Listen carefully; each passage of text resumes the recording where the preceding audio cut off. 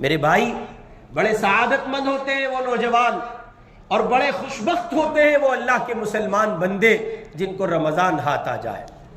اس لیے کہ روایت میں آتا ہے رمضان المبارک میں اللہ تعالیٰ ایسے پاپیوں کو بڑی مقدار میں معاف فرماتا ہے کہ جن کے پاپ، جن کے گناہ، جن کے جرائم اور جن کی کہیے کہ لغزشوں اور خطاؤں کی وجہ سے یہ زمین پناہ مانگ رہی ہوتی ہے، ایسے اللہ اپنے بندوں کو، ایسے مجرم بندوں پر خصوصی رحمت کا معاملہ فرماتا ہے اور ان کو عمومی معافی کا اعلان کیا جاتا ہے۔ ایک روایت میں آتا ہے حضور پاک علیہ السلام نے ارشاد فرمایا، ایسے 10 لاکھ لوگ، کتنے لوگ؟